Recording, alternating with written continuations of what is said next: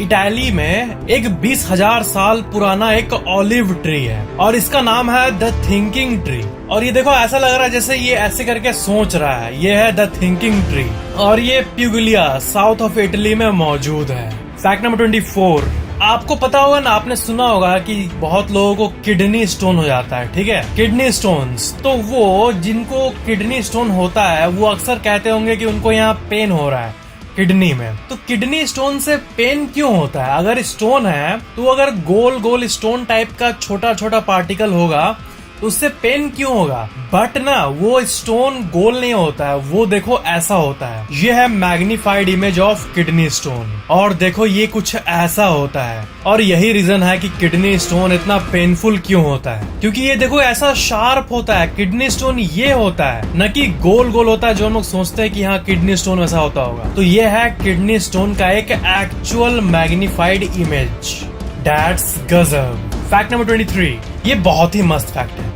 जो गेम्स के सीडी आते हैं ना, गेम्स के सीडी जो आप देखे होंगे बचपन में, प्ले स्टेशन का या ऐसा बहुत सारा जो सीडी होता है गेम्स का, उसी से रिलेटेड एक बहुत मस्त फैक्ट है कि जो फीफा गेम जो था साल 2001 का फीफा गेम प्ले स्टेशन का, उसमें ना एक स्क्रैच एंड स्निफ फीचर था डिस्क के ऊपर। मतलब उस डिस्क के ऊपर एक प्लास्टिक लगा हुआ था और उस प्लास्टिक को अगर आप निकालोगे तो आपको उसके अंदर से ना फुटबॉल का जो स्टेडियम होता है और फुटबॉल का जो स्मेल होता है ना, एक फुटबॉल का स्मेल देखना एक यूनिक टाइप का होता है। तो सीडी को आप जब स्निफ करोगे प्लास्टिक को तो आपको फुटबॉल की स्मेल आएगी और ग्राउंड की स्मेल आएगी।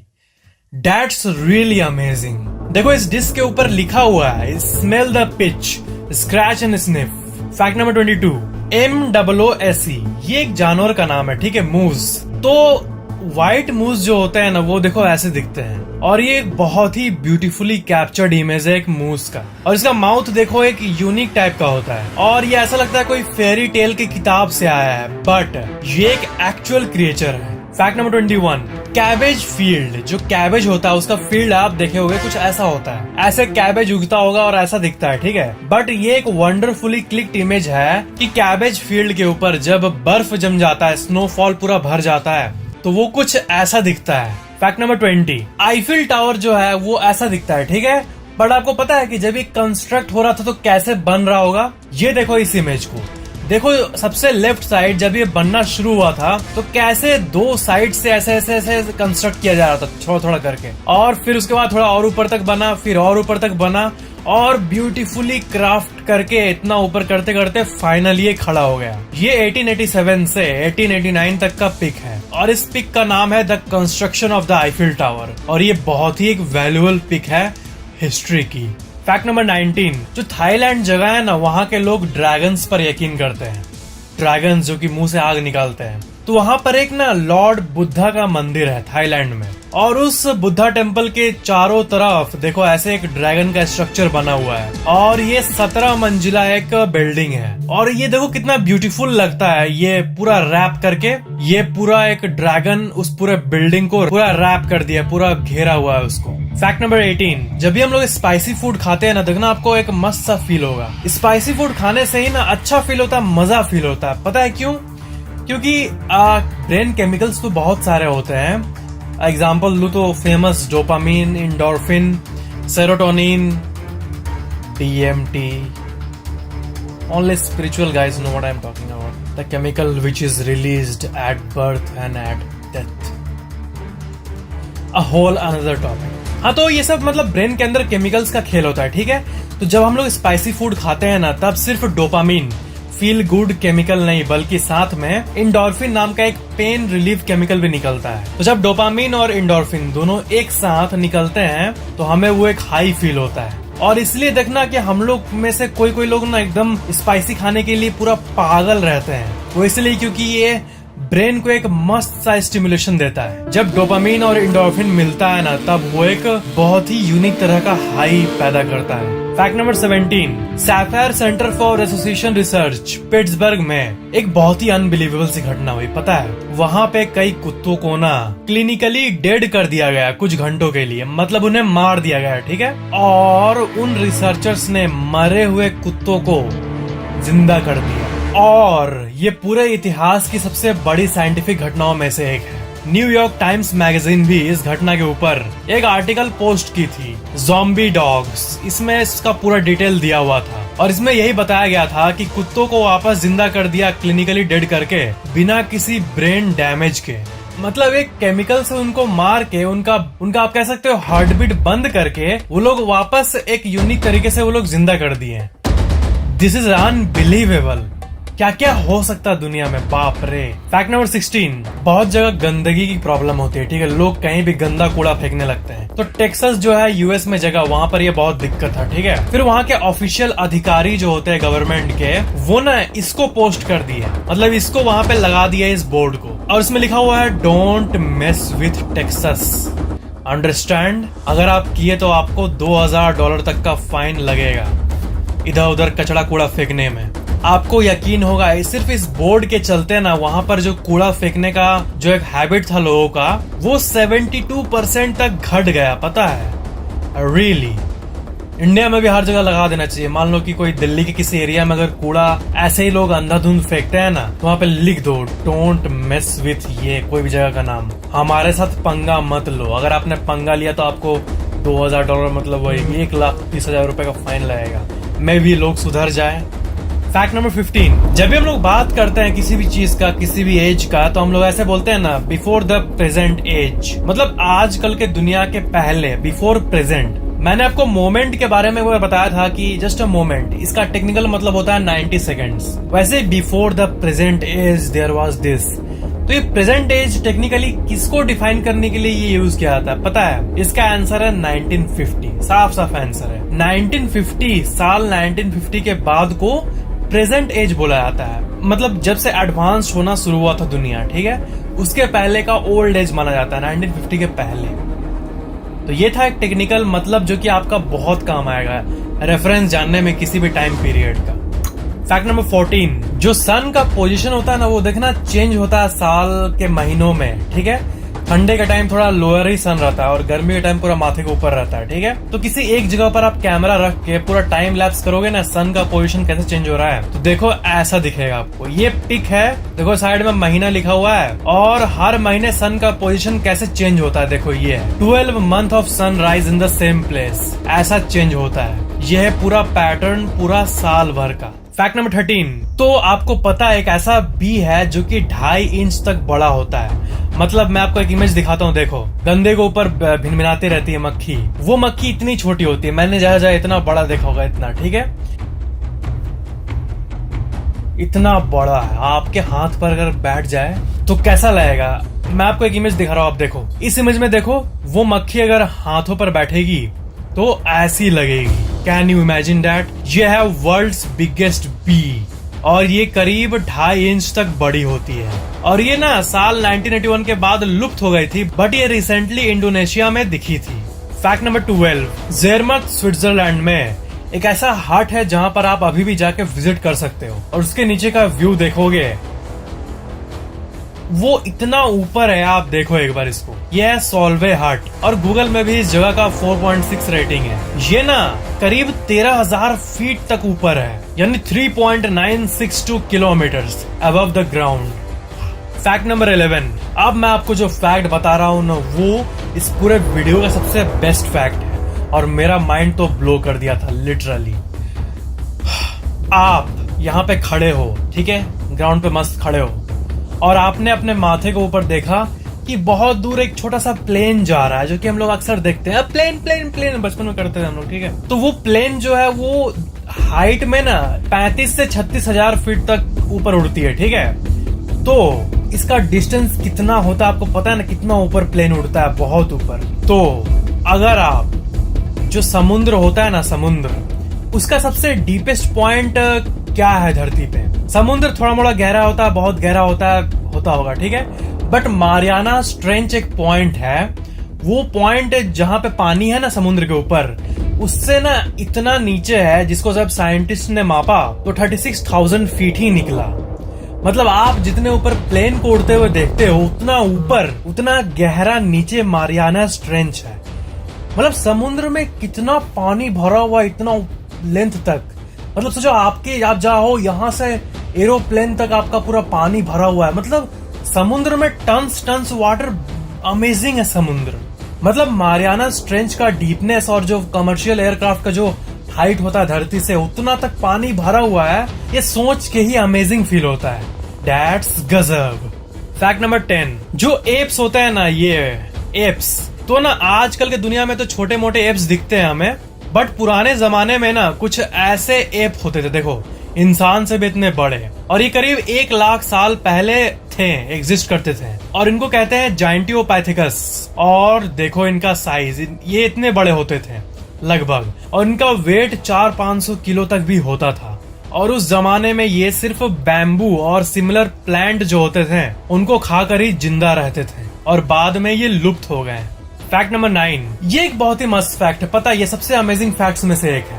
हमारे जो स्कूल के टेक्स्ट बुक होते हैं उसमें जब सोलर सिस्टम का दिया रहता है ना, सोलर सिस्टम का इमेज, तब सूरज रहेगा, मर्क्यूरी, अर्थ, ये सब रहेगा, तो इतने क्लोज दिखाते हैं जैसे मतलब एक दूसरे का शैडो भी उन पे पड़ता है, एक दूसरे पर शैडो, प्लेनेट का शैडो पड़ता है उस इमेज में। मतलब सोलर सिस्टम इतना क्लोज नहीं है।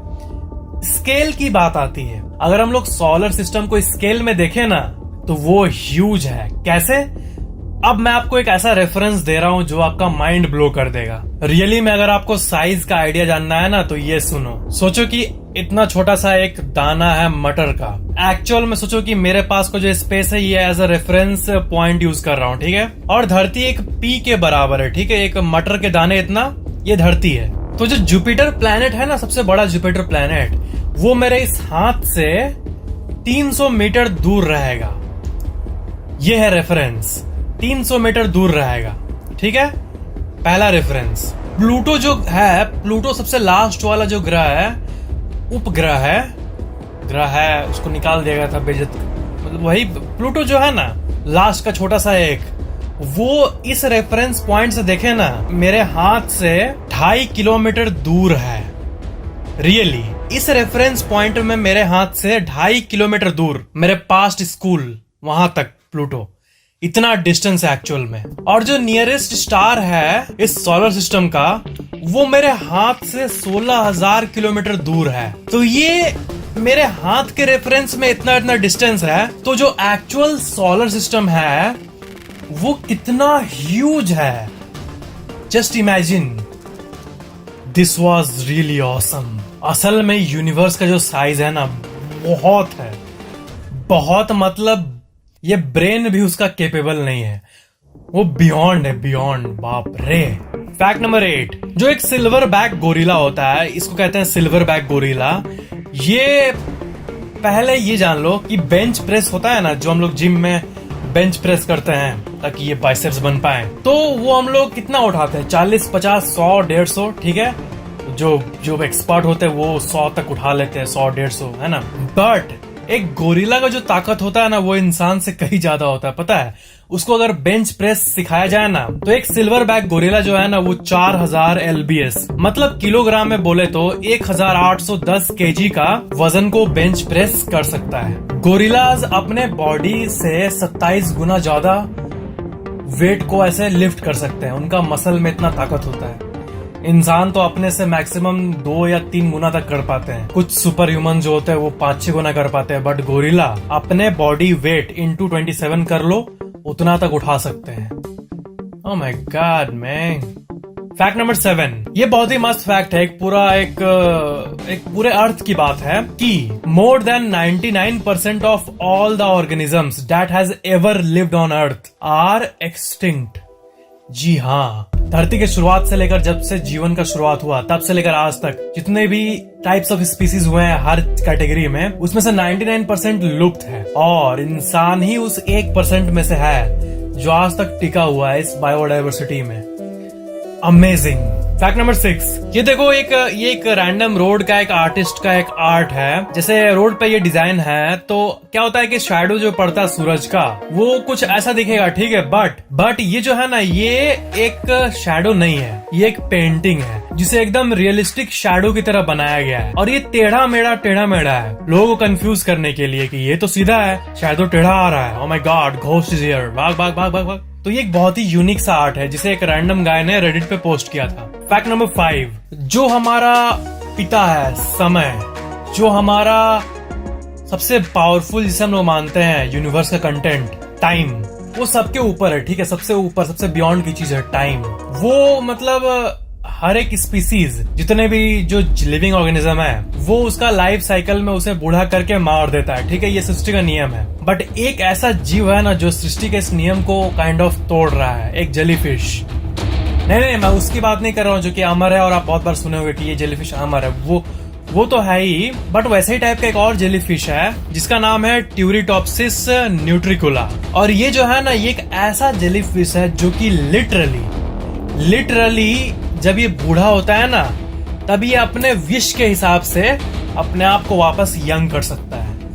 Oh my God. इनफैक्ट जब इसका नाम गूगल में सर्च किया जाता है ना, तब जो विकिपीडिया का इन्फो दिखता है उसमें भी हमें यही दिखता है कि हाँ, इसका सबसे खास प्रॉपर्टी है अपने एज को रिवर्स करने का, एंड दैट्स रियली अमेजिंग। जब तक कोई इसे मार न दे या फिर ये किसी भी तरह डिहाइड्रेशन से मर न जाए, कि अगर इस मछली को जाके कोई कुचल दिया गलती से या फिर काट दिया और पूरा फेंक दिया समुद्र के बाहर, मतलब एक्सटर्नल कारण से ही ये मर सकता है, ऐसे नेचुरली नहीं।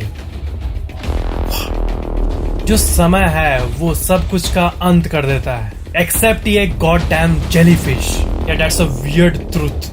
फैक्ट नंबर 4, ये भी एक बहुत ही मस्त फैक्ट है। आज से जब कितने साल पहले जब धरती नया नया था ना, तब के जो पेड़ पौधे होते थे ना, वो आज के स्केल पे नहीं होते थे, पता है। वो ह्यूज होते थे, ह्यूमंगस बोले तो। आपको आइडिया देने के लिए मैं ये आपको इमेज दिखा रहा हूँ, देखो। ये उसी टाइम का पेड़ का एक कंसेप्ट इमेज है, ठीक है। यहाँ पर आप देखो लाल कलर का शर्ट पहना हुआ एक इंसान, और यहाँ पर देखो पेड़ का स्टेम है, और ये देखो कितना बड़ा और कितना मोटा है और कितना बड़ा है, कितना लंबा है, कितना चौड़ा है, बाप रे बाप। उस टाइम के जो नॉर्मल पेड़ होते थे, like it's no big deal, वो इतने बड़े होते थे डिफॉल्ट में। बाद में ये सब छोटे होते गए। अजीब नेचर है। उन पेड़ों को साइंटिस्ट्स कहते हैं, पता है क्या? Ancient giants. Fact number 3, light pillar. आपने मार्वल के बहुत सारा मूवीज देखा होगा सुपर हीरो का, उसमें ओडिन या फिर जो भी ये ग्राफिकल सीन होता है ना, वो आप देखे होगा कि मतलब आसमान में लाइट निकल रहा है, पूरा एक फिल्मी सा सीन होता है ना। इसमें धरती का ग्राउंड यहाँ है, आसमान है, और दोनों का लाइट से कांटेक्ट हो रहा है, टेलीपोर्टेशन हो रहा है। और आप देखो एक इमेज को, कुछ ऐसा दिखता है ना, ये जो CGI होता है। बट मैं आपको एक बहुत वियर्ड बात बोलने जा रहा हूँ कि जो इमेज आपने अभी देखा, ये ना एक्चुअल इमेज है, ये एक क्लिक फोटो है, रियली। आप बोलोगे क्या बोल रहा है, कैसे क्लिक फोटो, क्या कौन टेलीपोर्ट कर रहा है? बट नहीं मेरे डोट, ये जो बीम है ये एक नेचुरल फेनोमेनन का नाम है, जिसे कहते हैं लाइट पिलर, ठीक है। और इसका विकिपीडिया डेफिनेशन आप देख सकते हो। ये एक बहुत ही यूनिक तरीके से क्रिएट होता है उन जगहों में जहां पर बर्फ होती है, आइस क्रिस्टल्स होते हैं, और जहां पे बहुत ठंड एटमॉस्फेयर होता है। जैसे ऑरोराज होते हैं ना, ऑरोराज आप ये देखोगे, ऑरोराज के बारे में सुने होंगे, वैसे ये लाइट पिलर्स होते हैं, बट इनके बारे में बहुत कम लोग जानते हैं। बट अब मेरे वजह से इनके बारे में मिलियंस ऑफ पीपल जान गए होंगे ना। तो ये पूरे मतलब नेचुरल इवेंट में सबसे ब्यूटीफुल इवेंट्स में से एक है ये लाइट पिलर। फैक्ट नंबर 2, अब आपको मैं एक बहुत ही अमेजिंग सा एक इल्यूजन दिखाने वाला हूँ। आप मुझे ये बोलो कि क्या ये लाइन जो है, ये जो ब्लू ब्लू आपको दिख रहा है ना, ऐसे ऐसे जो लेफ्ट से राइट आ रहा है और राइट से लेफ्ट जा रहा है, ये 3 लाइन, क्या ये सीधे हैं? ये लाइंस क्या एकदम सीधे हैं? एकदम ऐसे ऐसे नहीं, ऐसे हैं, है या नहीं? तो ना आप ऐसे पहली झलक में देखोगे ना, तो आपको लगेगा कि मतलब ये टेढ़ा है, 1 2 3 करके ये टेढ़ा लाइन है, ठीक है। बट ये एक्चुअल में तीनों ना स्ट्रेट लाइन है, ये एक ऑप्टिकल इल्यूजन है। वो सब इक्वल साइज के हैं, बट ये पूरा इमेज ऐसा बना है जैसा लगेगा कि ये ब्लू वाला पूरा टेढ़ा है, बट ये एक्चुअल में सीधा है। ये ना दिमाग को खा जाने वाला इमेज है। ये बहुत ही कंफ्यूजिंग इमेज है, आपका दिमाग एकदम खा जाएगा आपका ये इमेज दिमाग। बट ये एक रियल ऑप्टिकल इल्यूजन है। Fact number 1, Doraemon. आपको पता है कि डोरेमोन का जो लास्ट एपिसोड है उसमें क्या होता है? आप बोलोगे कि डोरेमोन लास्ट क्या, वो तो अभी तो कंटिन्यू चल रहा है ना सीरीज, टीवी में जो दिखाता है। बट नहीं, जितना भी आप जो शोज या कोई भी मूवी देखते हो ना, अक्सर बहुत सारा ना कॉमिक पे आधारित होता है, ठीक है। उसका पहले कॉमिक वर्जन निकल चुका होता है और कॉमिक के बाद वो डिजिटल फॉर्म में आता है, ठीक है। तो जो डोरेमोन का जो एंडिंग है ना, आप यकीन करो मेरा, वो वर्ल्ड के जितने भी टीवी सीरीज और मूवीज है ना, उसमें से सबसे बेस्ट एंडिंग में से एक है, पता है। एकदम जीनियस लेवल का एंडिंग है। होता क्या है सुनो। नोबिता अपने रोज की तरह अपने स्कूल से आता है, ठीक है, और डोरेमोन को बोलता है, डोरेमोन मुझे जियान ने परेशान किया, मेरे को गैजेट दो ताकि मैं उसे मजा चखा सकूं। तो वो देखता है कि डोरेमोन हिल नहीं रहा है। उसे लगता है कि डोरेमोन क्या हुआ, और उसके बाद वो मतलब ऐसा कभी नहीं हुआ कि डोरेमोन इतने देर तक कई घंटों बीत गए, बट वो ऐसा लगता है कि बेहोश हो गया, फिर क्या हुआ उसके साथ, ठीक है। फिर वो डोरेमोन की बहन डोरामी को कॉल करता है, और फिर वो देखती है कि डोरेमोन का बैटरी जो है वो खत्म हो चुका है। जी हाँ, वो शुरू से लेकर जो आप अभी टीवी पे देख रहे हो ना, उसके अंदर एक ऐसा बैटरी लगा हुआ है जिसके बारे में नोबिता या किसी को भी नहीं पता है, बट वो धीरे धीरे डेड हो रहा है, धीरे धीरे खत्म हो रहा है, और लास्ट एपिसोड में वही बैटरी खत्म हो जाता है। तो नोबिता पूछता है कि चलो जल्दी वापस इसके स्टोर में जहाँ पर हम लोग बैटरी ले पाए 21st सेंचुरी में टाइम ट्रेवल मशीन के थ्रू। डोरामी ये बोलती है कि फ्यूचर की गवर्नमेंट टाइम ट्रेवल को सीज कर दिया और अब कोई भी उस टाइम पर नहीं जा सकता है, और अब जिंदगी भर के लिए कुछ भी नहीं किया जा सकता है। डोरेमोन का सफर यहीं तक था। ये सुनने के बाद नोबिता का हार्ट जैसे मतलब हार्ट गायब हो जाता है, हार्ट चकनाचूर हो जाता है। इस घटना के बाद नोबिता सब कुछ छोड़ देता है और एक ऐसा मतलब वो दिन भर चुपचाप रहता है और महीनों तक ऐसे ही चुप रहता है। उसका जान जा चुका है, डोरेमोन जा चुका है। वो अपना फ्रेंड फैमिली सब कुछ से दूर हो जाता है, एक कमरे में बैठा रहता है, ठीक है। और फिर नोबिता ये तय करता है एक दिन कि मैं उसी बैटरी को बना के रहूंगा खुद से, वो भी आज की रिसोर्सेज को यूज करके। चाहे मेरे को जिंदगी में कुछ भी करना पड़े, मैं ये करके रहूंगा, नहीं तो मेरे जीने का कोई मकसद नहीं है। और इसके बाद एक ग्रेजुएशन सीन दिखाता है कॉमिक में, इसमें वो ग्रेजुएट हो रहा होता है और सब लोग अपने ग्रेजुएशन को सेलिब्रेट कर रहे होते हैं, और उसमें ना नोबिता टॉप किया होता है इन टर्म्स ऑफ मार्क्स और एकेडमिक परफॉर्मेंस, और वो उसका एक्सप्रेशन एकदम सैड होता है। हाँ, सब आगे बोलते हैं नोबिता तुमने टॉप किया है, वो बोलता है हाँ ठीक है ओके, लेकिन मेरे को अभी काम है, मैं जा रहा हूँ, मैं सेलिब्रेट नहीं कर सकता अब तुम लोगों के साथ। उसको वही बैटरी बनाना होता है, और सुजुका भी उससे इम्प्रेस हो जाती है और हमेशा नोबिता के आसपास रहती है उस टॉप होने के घटना के बाद से। वो उसको लाइक करने लगती है पूरे हार्ट से। और फिर कॉमिक में दिखाता है कि 10 साल बाद क्या हुआ, और उसमें ये दिखाता है कि जियान एक सक्सेसफुल बिजनेसमैन बन चुका है, सुनियो भी एक कंपनी का सीईओ बन चुका है जो कि नोबिता से मिलता है। नोबिता जो कि फ्यूचर में एक बहुत बड़ा साइंटिस्ट बन चुका है, और नोबिता उसको अपने प्लान के बारे में बताता है कि मैं 10 साल से इसकी बैटरी पे काम कर रहा हूँ। और उस टाइम तक सुजुका और नोबिता का शादी भी हो चुका होता है। और एक दिन, ओह माय गॉड, मेरे को गूज़बम्स आ रहा है कहानी बताते हुए। एक दिन नोबिता चिल्लाता अपने रूम से अचानक से, I have done it, I have done it, मैंने कर दिखाया। वो जो बैटरी होता है वो फाइनली तैयार कर देता है। और उसके बाद डोरेमोन पे जब वो बैटरी फाइनली लगता है और ऑन होता है, तब अचानक से वो उठता है, बोलता है नोबिता तुमने अपना होमवर्क किया?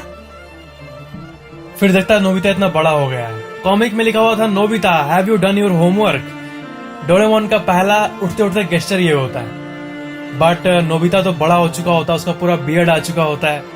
अरे बाप रे बाप। पता है इससे सीख क्या मिलता है? इससे सीख ये मिलता है ना कि नोबिता जो कि इतना मतलब दुनिया के नजर में भोंदा बकलोल ये सब है, ठीक है, बट उसके अंदर भी एक जीनियस छुपा हुआ था। और ये हमें ये दिखाता है कि कोई कितना भी अपने आप को वर्थलेस क्यों ना मान ले, जो कि आजकल के यूथ को बोलते हैं कि ये मैं क्या करूंगा यार, बट हर कोई के अंदर टैलेंट होता ही होता है। हर कोई के अंदर एक ऐसा जीनियस होता है जो कि अनलॉक नहीं होता, वो लॉक्ड रहता है। और जब एक सही टाइम आता है तो वो जैसे नोबिता का जब उस पर जुनून सवार हुआ, तब देखो वो क्या से क्या कर गया, एक इम्पॉसिबल से काम को कर गया अपने डोरेमोन के लिए। और लास्ट में ये बताया जाता है कि the reason Doraemon was sent to the past was to bring out the genius in Nobita that was always within him। वो जीनियसनेस नोबिता के पास ना हमेशा से था, बट वो उसको आइडेंटिफाई नहीं कर पा रहा था। आप में से हर कोई ही जीनियस है, बस वो एक अनलॉक्ड स्टेट में है, और जो आप लोग देखते हो, जिनका आप तारीफ करते हो, उनका अनलॉक हो चुका है। और लॉक या अनलॉक ये सब आपके हाथ में है, आप क्या करते हो अपने लाइफ के साथ। अगर आप सब कुछ दिमाग लगा के करते हो अपना फ्यूचर प्लानिंग ये सब, तो आप जीनियस हो। और आप अगर दिमाग नहीं लगाते हो, हर कुछ को कैजुअल लेते हो, तब आप कम इंटेलिजेंट हो, बस यही। और हाँ, मुझे आपको इन दोनों इमेज के बारे में बात करना था। ये जो इमेज है ये इंटरनेट पे बहुत सर्कुलेट होता है, बट ना ये एक आर्टिस्ट का पिक है, जो कि मतलब इस इमेज का और डोरेमोन सीरीज का ना कोई लेना देना नहीं है।